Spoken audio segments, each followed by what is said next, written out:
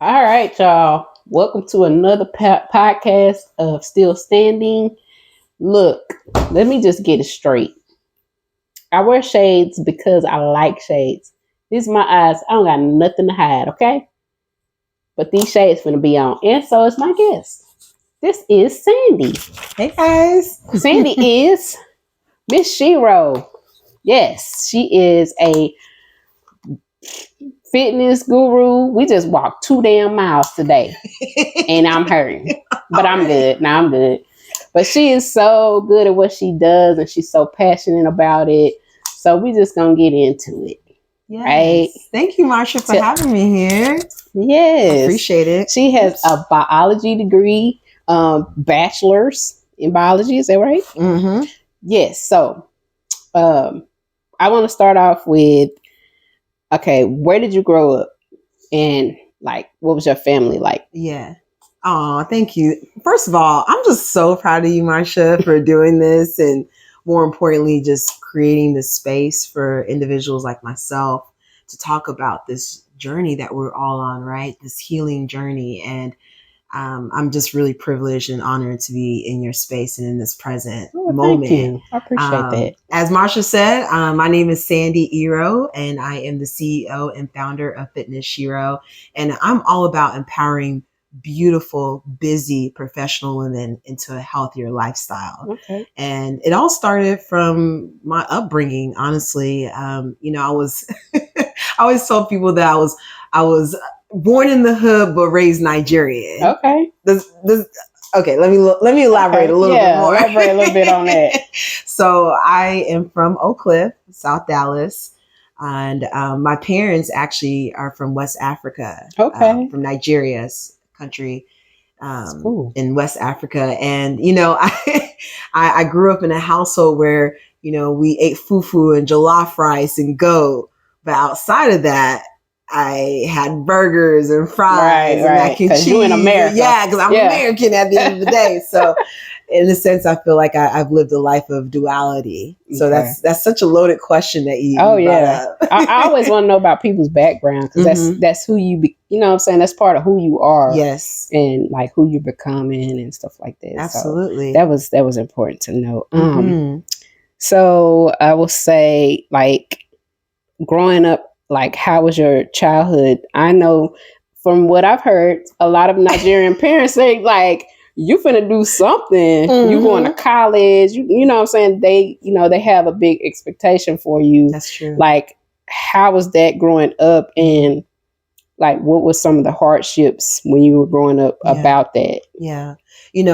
As you had alluded to earlier, as a Nigerian American, like, it was always about achieving the best, right? It doesn't matter if it was grades, your career, your house. It was always about status. So growing up, that's what I was used to. It's about, what is everybody else going to think about what you are doing? And so I always went into that expectation of, am I doing my best right now? And sometimes it would be a bit of a detriment as well, because, it is subjective at the end of the day. And sometimes when you are brought up in a household where your best is in some instances being criticized, you find yourself even in your adult life, even attacking that. Right. And so, that's how it was growing up. But at the same time, we grew up in a space where my parents reminded us constantly how, as immigrants, their opportunity to be in America was a once in a lifetime moment. But for me, as an American born here, right, English being my first language, they made it very clear that I should take advantage of that. Right. And I will never forget that teaching growing up is, how can I take advantage of me being an American in this space and utilizing that? So I got my bachelor's degree from the University of Texas at Dallas in biology. At one point, I wanted to do pre-med, but then decided that was not something I was passionate about. That was something my parents wanted me to do, which is another expectation growing up. Either, being a doctor, engineer, or lawyer, that was like what they consider prestigious careers, right? So now being a fitness coach and stylist and interior designer, it's kind of weird for them to see that I'm I bet. self-employed. It's like, oh, what are you doing? But this is the American dream that they Right. wanted us to fulfill, right? And so it's kind of ironic. Yeah, I get that. But the love and support is real, which is something I really appreciate. And that's the most important thing. Like at the end of the day, that you know you're supported by your parents and what you're doing. Absolutely. Thank you. So when did you decide to get into fitness and why? Come through with the questions, baby. Come through then.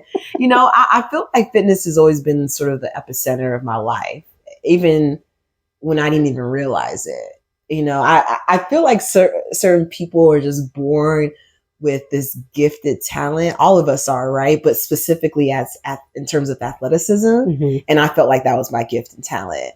You know, even in elementary school, I would outrun all the boys in track and field and field day. Remember field day in elementary school? I would outrun all the boys. Yeah. And that was my first time realizing that I think I got something behind me. And so I really got into track and field as a sprinter. I did all the all the relays, the 4x1, the 4x2, the 4x4. I did all the sprints. I hated track. I hated it with a passion. Oh my gosh. But I had to do it because I played basketball. My coach was like, you going to be on my court, you got to run. You got to condition, baby. Yeah. You gotta was track all you did? I did track and volleyball. Okay. I actually tried out for basketball. And this is how I actually ended up in track. Okay. It was in 7th grade. My coach was like, okay, we're going to try out. And I could not dribble the ball and run as quickly as I could. Okay. And so the ball was leaving the ball. Baby, the ball would be back there and I'll be over on the other side of the court. And then my coach, he says, Iro, come here. And he said, you're not making the team. But you should totally try out for track. For track, okay. And so that's how I got into track and field. That's funny. So, you know, over time, it actually really helped me to get out of my shell. You know, I was painfully shy. You know, folks actually thought I was mute. That's how quiet I was. Yeah, I was. I did not know that. Yeah, I'm actually. I mean, I can relate. Like, I was always shy, but I know my reasons for being shy. Whatever, I just let people talk a lot of the time. So I'm just like, but wow, I didn't know that. But as someone like yourself and me, who are shy, who are what they call introverts. Introverts. Yeah, introverts. We pick up a talent of being people observers, and we're very attuned to people in general. And I was able to take the moments where I was not really necessarily an outgoing individual and just observe people, and how that skill translated to me was really in high school when I became the captain of my track and field team. Okay. And being able to lead the team. And so I say fitness has always been the epicenter of my life. I really do mean that.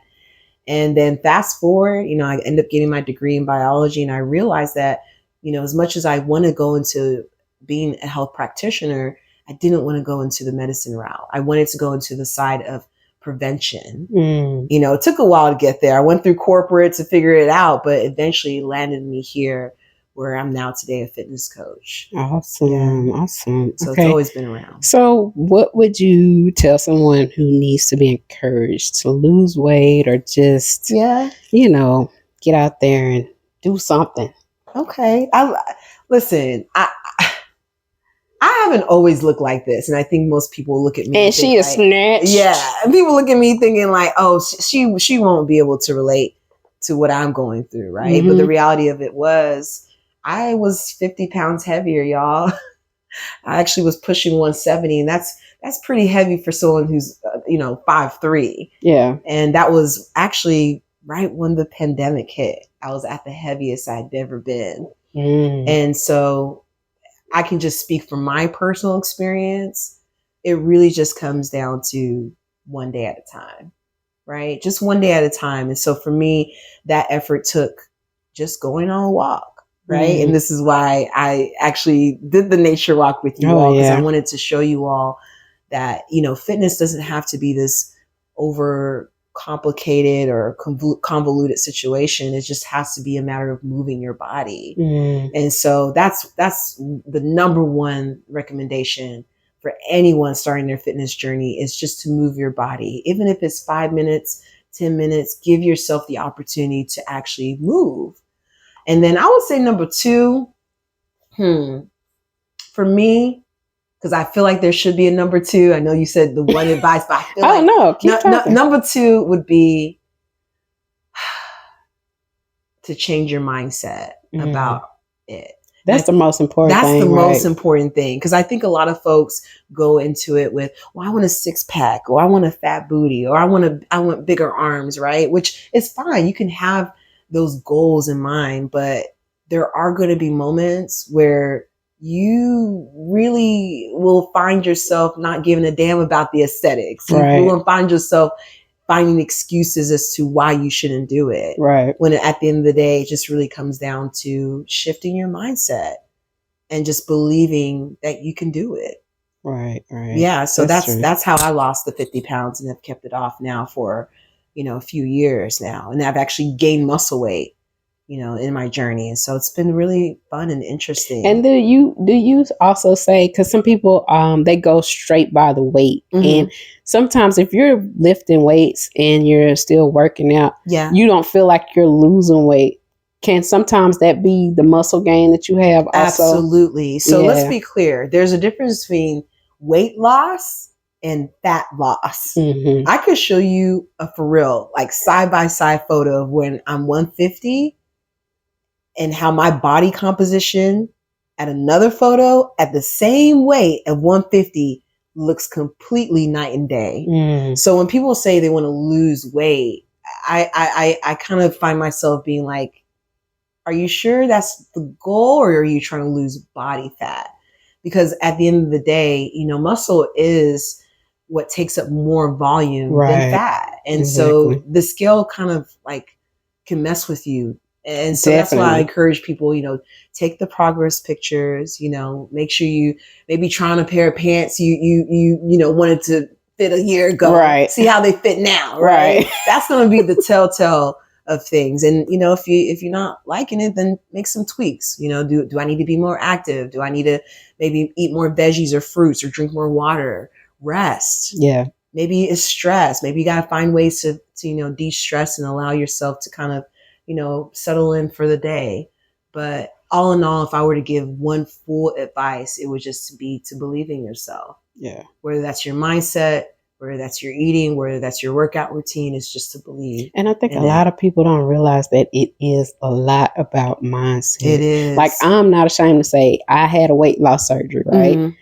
But that does not prepare you for what your mind is used to thinking. Yes. Like, you can be smaller, everything, but if your mind is not right, it's not going to work. It's not going to work. It's not going to work, because it's just like, mindset is very important. And you have to feel good about it. You have to. Because I've met individuals who have the physique everyone will want to achieve, and still their mindset is not always in the right place, whether that means they're fighting depression, anxiety. I've even been there myself, and most people look at me and be like, wow, like she must have everything going on. I'm like, no, like I don't.